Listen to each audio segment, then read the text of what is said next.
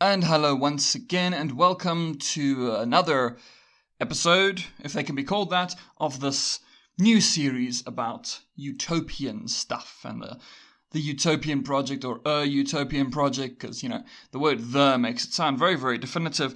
This is the third video in this one. And hello, my name is Lupus, and I will be discussing utopian ideas today.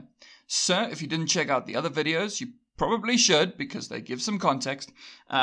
This one is all about agriculture, environmentalism, and animals. I know, very, very fun.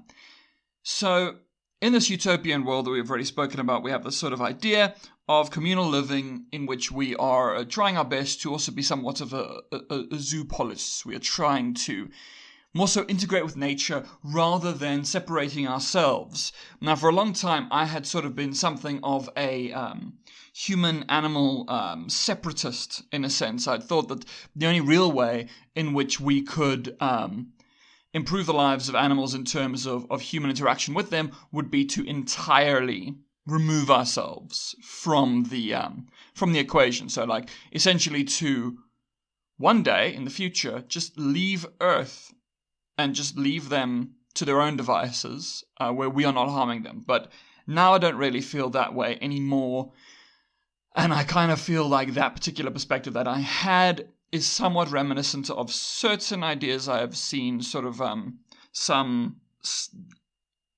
kind of deep ecology ideas that I don't really agree with, about essentially like the idea of removing carnivores, of getting rid of the bad actors. I would rather say improve the bad actors in this case. So humans, we cannot improve, which obviously is a very loaded term. We cannot improve, say, carnivores and make them less likely to kill things, but we can do that with ourselves. So I know I'm very, very sorry to all you people who absolutely love putting meat in your mouth, but a utopian society would have to be vegan. Like, a utopian society is not just a society in which everybody has a better life, but also in which people live ethical lives. And you cannot live ethical lives while also consuming the flesh of animals. Now, I plan on, after this series about sort of utopian ideas, I plan on actually doing an extended series about animal studies, which I think will be quite interesting. In which I'm going to go way, way more in depth into those kind of ideas. But a basic thing that you need to take into account when it comes to things like eating meat is that the consumption of flesh itself is not unethical. Well, I would argue that it is not unethical. The vast majority of things that die are eaten. Even if they die of natural causes, their corpses are eaten. So I would say there's nothing actually inherently wrong with eating something that is already dead. So when you get a lot of, say, the meat industry saying things about how, we kill them humanely, and you'll say, yeah, sure, they kill them instantly. Usually, not always. That's also a big thing. They don't always kill them instantly, but they do typically try to kill the meat we eat instantly, at least in terms of more factory farm type situations. So it's not actually about the death of the animal that matters. It's about the life of the animal, the life that they are forced to live before they become meat. Because there are arguments that say something like hunting is much more ethical, and that is something I want to get into in that animal studies series. I'm not going to get into it here, but the thing is, hunting is not scalable. So even if hunting is better than, say, factory farming, we cannot feed the entire population with hunting. We need agriculture, but animal agriculture is wrong. So immediately, when it comes to agriculture, in terms of this utopian society, it has to be vegan. That's fundamental. We cannot torture animals for meat and then still call ourselves a utopian society. You can't do that. You can't confine sentient creatures and have terrible lives for them, and then kill them, and then say, oh yes, we're the good guys. We're the good guys. Now, also, of course, there might be some people who say, oh, well, what about ethical meat? I'm sorry, there's no such thing as ethical meat, and that is something that I'm going to get into as well in that animal studies thing. There is no such thing as ethical meat. You know, just because you say a prayer before you kill something, or just because it has an okay life, doesn't make it less of a murder. If you just translate it to humans, imagine if you were like, oh no, it's fine, I did cut his throat and kill him, but I prayed first. So the more spiritual, supposedly ethical meat, not really real. And then when it comes to ethical meat in terms of what most people think of as ethical meat, when it comes to, I have an ethical butcher, and the animals have a lovely life, and what have you. And you say, yes, okay, maybe they're not in factory farm conditions, but they are still confined. Their lives are ended early. They do not get to have autonomy or freedom or any of these kind of things. So, through and through, this has to be a vegan society. I know, I'm sorry to everybody who loves meat. To some of us, it's a lot easier. I don't really care for meat. I am vegan, and I just don't really care for meat. Although I think it's probably good for me to also just say I'm not a full vegan. To make things, to be honest, because I think it's good to be honest. The place I live is extremely meat-oriented. And so, at home, which is the vast majority of the food I eat, 95 to 99% of the food I eat is vegan. Restaurants in this country, when it comes to vegan options, they'll be like, you can have a salad. And I'm sorry, but salad is not food. It's just not food. And it's really great when places do actually have vegan options. It just isn't very common. But even then, I do not eat any meat. I would only eat dairy. Pretty much just because all the foods that are labeled as vegetarian in most restaurants have cheese on them. So it's not really vegetarian, but whatever. One day I'll live in a place that isn't so meat-oriented. Just as a quick aside, the place I live, they are literally butchers. And this is like a very common thing that you find around this area. This is the Pretoria area in South Africa. You will find butchers that have as signs that they sell meat and chicken. Because chicken is not meat here. Chicken is a vegetable. That is an expression I have heard. So let's move on from this. So first off, vegan society. It has to be a vegan society. And we've already spoken about how to zoopolis, so we are trying to integrate ourselves with nature, and that would also require some things, say in the next video, the fourth video, is going to go into that, how we need to, for instance, limit our infrastructure, things like transportation. We need to reduce things we have, like we can't have highways. Highways kill animals all the time. So if you actually want to integrate with nature, you can't have things like highways all over the place. You can't have, millions of cars. You can't. Millions of cars is devastating. So we want to try and integrate, and we want to try and base everything on a more environmentalist ethic. So when it does come to now agriculture, all right, how do we do agriculture? Now is when I immediately have to be a little bit difficult, because now there's this thing, a lot of vegans see themselves as morally superior to other people, to meat eaters. Which I think is very, very wrong. You are not morally superior. You have limited the amount of suffering that goes into the food you consume. That is good. It is good that you have limited the suffering from a sort of utilitarian perspective. You have limited the amount of suffering, but you have not actually gotten rid of all of it. The reason I say that is because you can't have 100% ethically sourced food in the current situation in which we live. So, there's several reasons for this. One is simply because the land that has to be, carved up for the agricultural production of things like, say, soybeans and such, still requires that the ground and the earth is destroyed. You still are killing things to do that, and you are displacing things. Now, at the moment, yes, meat takes up way more space.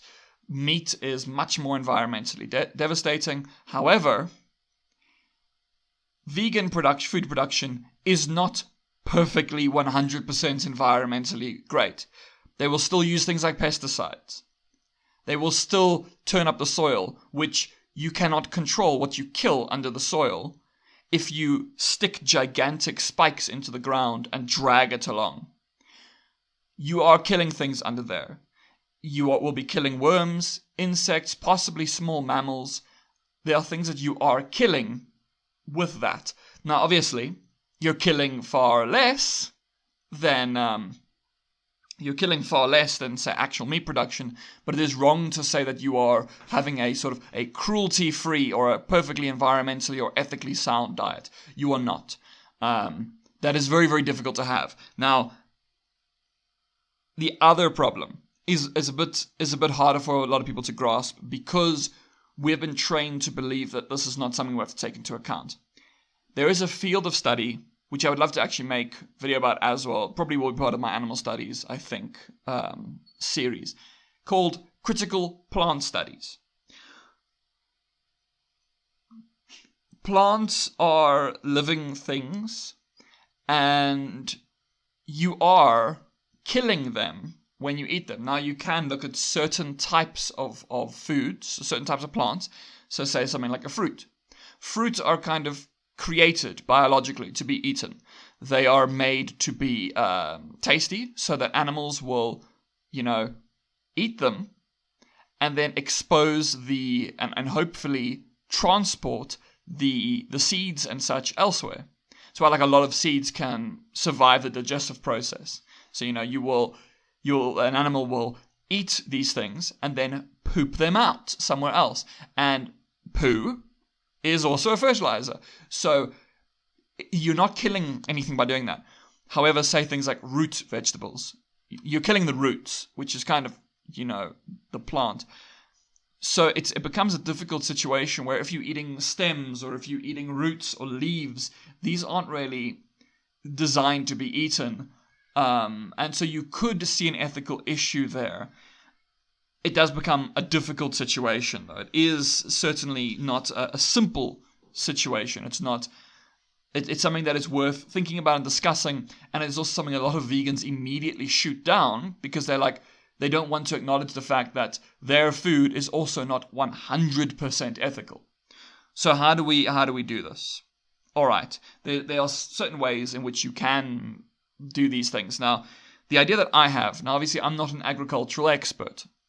These are just sort of things I have noted and things which I think might be better ways to do things. Now, in the previous video, I kind of spoke about this idea of putting things on stilts so that the ground is still freely accessible to non-human animals and human animals as well.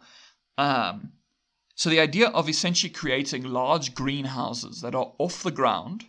And now remember, because we're not trying to produce as much as possible, which is a capitalistic notion, we're trying to create enough to feed each community. So food should be grown in that community. It shouldn't be shipped around the world.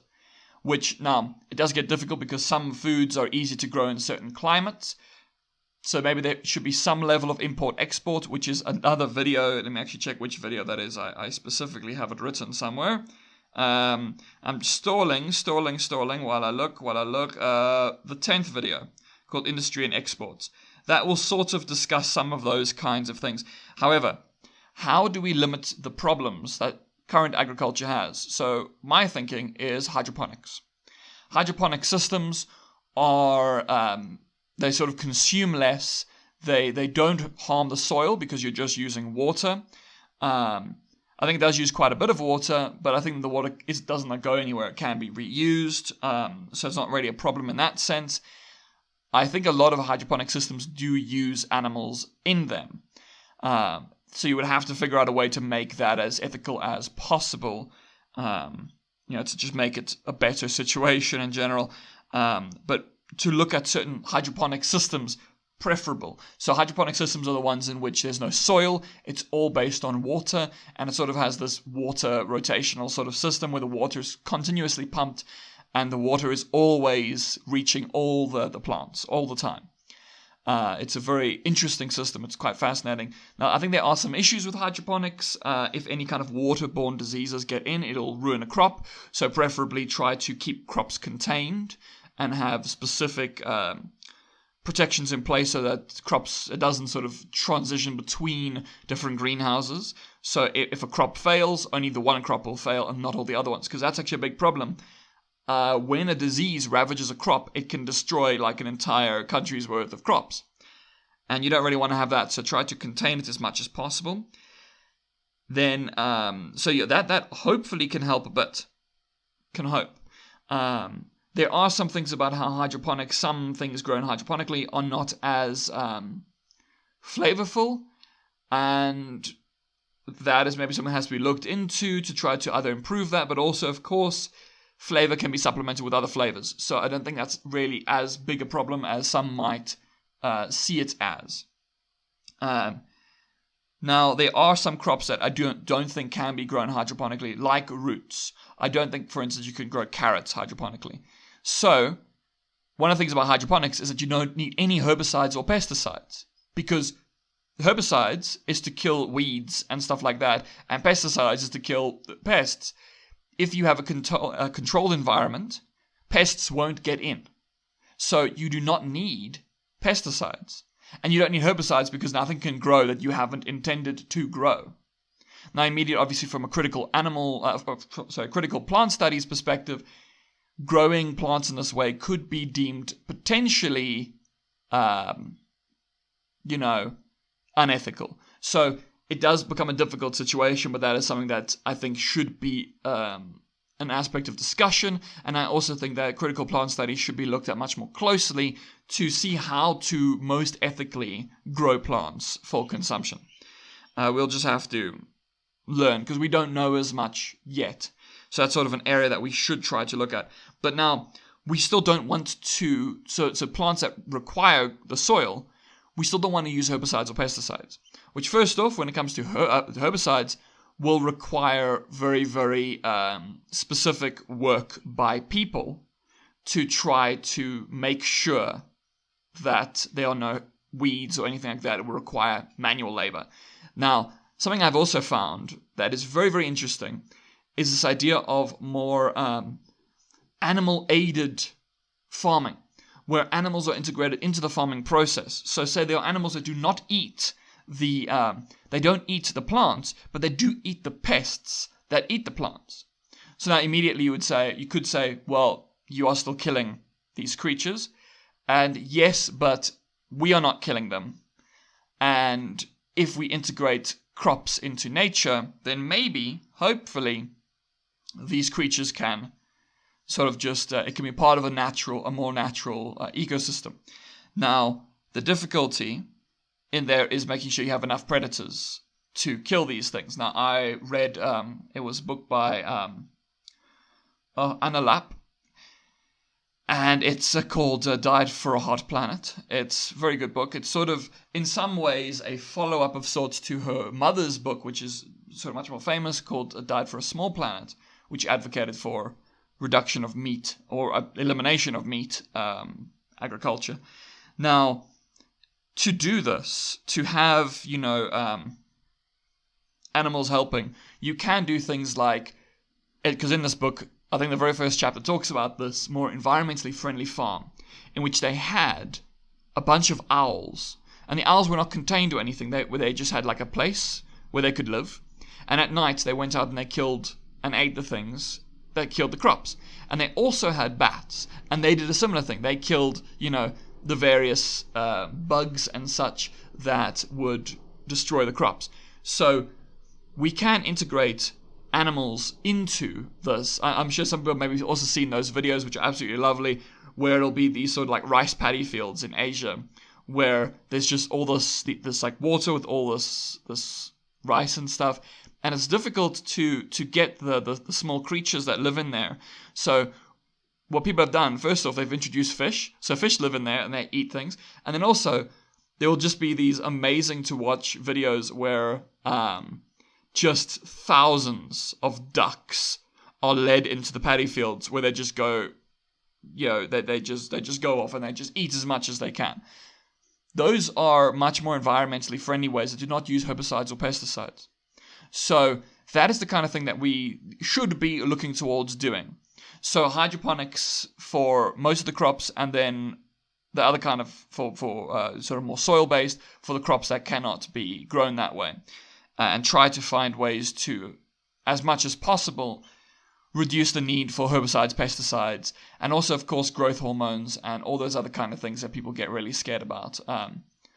Although I haven't looked enough into GMO, genetically modified organisms, I haven't really looked into it enough, but they're not really as big a problem as people think. You get people who think it's kind of like a conspiracy theory, when it isn't. Genetic modification is, like, kind of all of our food is genetically modified in many ways, which doesn't mean it's necessarily full of chemicals or whatever, but our meat is full of chemicals, so that's good to know. Just so you know, to keep animals from getting sick and dying all the time because of the tiny cages they're in, we pump them full of antibiotics. So you are ingesting a lovely amount of antibiotics a lot of the time, and various other growth hormones and such.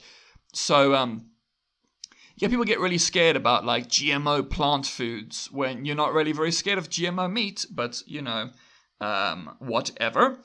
So another important thing actually to take note of is a big problem we have in society is because of single crop rotations that we have with agriculture, where in nature, the reason that soil doesn't erode in nature, because soil erosion, if you did like primary school geography, you would have learnt about soil erosion. So soil erosion is, where the ground becomes less capable of sustaining life, and it loses its nutrients and all that kind of stuff. That doesn't really happen in nature. It does, obviously, in some places, and that leads to things like desertification, but that's often exacerbated by human actions. It is also a natural process, so it's both. Deserts exist, and I've lost my train of thoughts. Okay, crop rotations.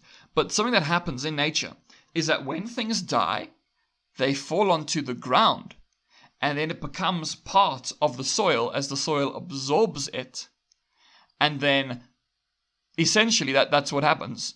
It's dead matter that helps refertilize the soil.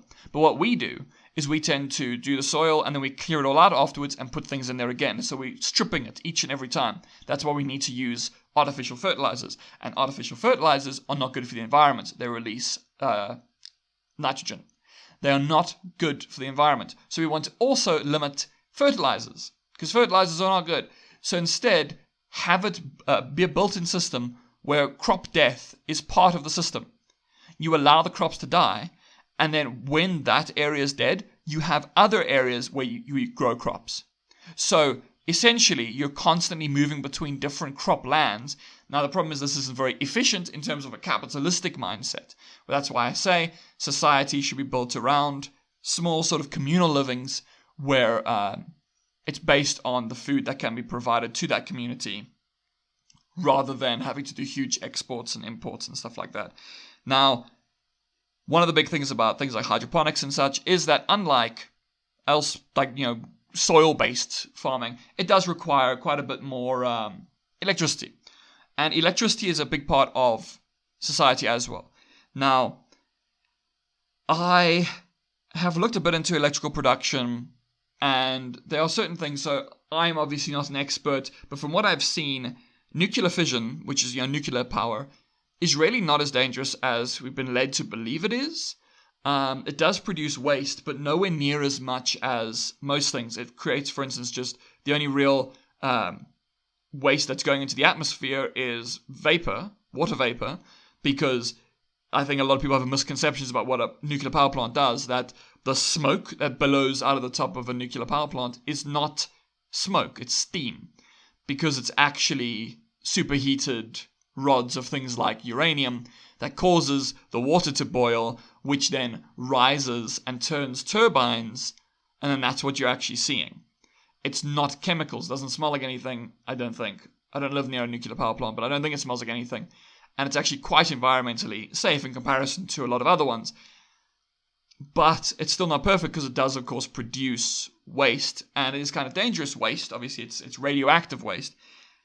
However, the other ones are often not very good solutions either. So obviously, in a utopian society, you would have to get rid of coal and what have you. But solar is good Because solar, you can also, for instance, because if we could control and build the society properly from the ground up, you can build solar paneling into everything. So solar paneling can be part of just roofing, of flooring. Like, there are places with solar roads, so you could have solar panels built into roads and all sorts of things like that, just built into kind of everything. So to produce or to collect as much as possible. Wind energy is not really where it's at. Wind energy has some issues. Wind energy does kill birds and bats, which is not great. Solar doesn't kill anything, to my knowledge. It's possible, of course, that nuclear also kills. I don't know. Because I don't know enough about that. But wind also, you have to erect these gigantic turbines. That living near them is not very great because they're very loud and everything like that, and that creates noise pollution, and so that isn't great. So preferably solar, a lot of solar, and then other systems too. I'm seeing this thing fairly recently that was essentially a kind of hydroelectric system that you install into rivers and stuff, and it doesn't interfere with anything. It just kind of lets the water roll through it, and then it spins a turbine the whole time. And the turbines aren't enough to hurt anything. Like, fish can just swim straight through. So those kind of things could also potentially help, which will be good. So there could be other ways to produce energy. One of the most promising looking things is nuclear fusion, but nuclear fusion is a long way off. And as I said in the beginning, the very first video in the series, we need to be looking at technology that actually exists. So nuclear fusion may one day exist, but it doesn't really exist now. But nuclear fusion would be pretty much the best energy source that is the least environmentally dangerous, and it also has no real dangers to it. So they've already owned, and also that's another thing about nuclear fission, so nuclear power. People are terrified of it because they're like, oh, Chernobyl and Fukushima, they happened, that was all dangerous. Yes, but there's been like 2 major disasters since we started in the 50s with nuclear power plants. That's quite good in comparison to the amounts of devastation that coal plants and stuff produce. So that's not great, and we don't want to be using things like natural gas either. Like, gas is also bad. We shouldn't be doing these things. We shouldn't be pulling out oil and all this kind of stuff. We should rather be relying on electricity as much as possible. But also just as a fun little extra thing, because the next video is infrastructure, transportation, and walkability, which we're going to go into in the next video. Because things like, say, electric personal cars, are not the answer. I'm sorry, but, Tesla and Elon Musk are not the answer to everybody's prayers. They're not that amazing, and people should stop pretending that they are. They're not the solution. The solution is not to have the same amount of cars but make them electric. The solution is more to integrate much, much stronger public transport that can massively limit the amount. Because, for instance, electric cars also require batteries that require mining that is quite environmentally devastating. It's not actually that great for the environment. And, of course, if an electric car is getting its power from a socket in a wall that is powered by a coal plant, you're not actually fixing anything. It's the same emissions. It's like the same emissions just somewhere else in the world. It's just a little bit further away from you. It's not coming out of an exhaust pipe. That isn't the solution. The solution isn't to heavily pollute some areas and leave other places nicer. That's not the solution. But we're going to end this one here. I hope it has been interesting. I hope. Should be a fun old time. So the next video will come out next week. Like, what do them do? So that has been LC Lupus, and you can check me out on social media places like LC_Lupus. That's on Twitter and what have you. I do also have an Instagram, but I mostly just post pictures of dogs and plants, and sometimes I find insects. At time of recording, I met a little mantis friend who looked very, very unhappy. He looked quite aggro about being stuck in the bath. So I helped him out of the bath, and then he looked at me, or they looked at me. Obviously, I don't want to presume what they are, but they looked at me, and I put them outside, and they still look quite aggro, but they carried on up the tree, and they seemed a bit, hopefully, better there. So that's the kind of things I take pictures of. So it's not really anything insightful there, just pictures of plants, animals, insects. Yeah, occasionally other things. I took a picture of stir fry a while back. Anyway, I'm going to move on from this. So you can check me out there. And also, of course, you can also check out something else that will be in the description. Wolf Dog Publishing, my publishing company, self-publishing company. I know, I'm a highly successful writer. My first book, which is out now, or novella, prefer to call, because it's not very long. It's called The Cyborg Wilderness, and I think it's pretty all right. It is a environmentally themed post-apocalyptic story about a cyborg who survived the cataclysmic war that left the world in ruins and is trying to find some kind of hope in the world. It's written in an intentionally stunted style. Doesn't have commas or quotation marks or exclamation marks, and it minimizes the complex sentences as much as possible. So it's usually has a very stunted style. I kind of like it. Maybe you do too. Who knows? Check it out. And so other than that, I hope that you have a great day, week, month ahead, and do all the usual things that YouTube people tell you to do, like, comment, subscribe, share, tell people about how genius and amazing this is. Anyway, ta-ta.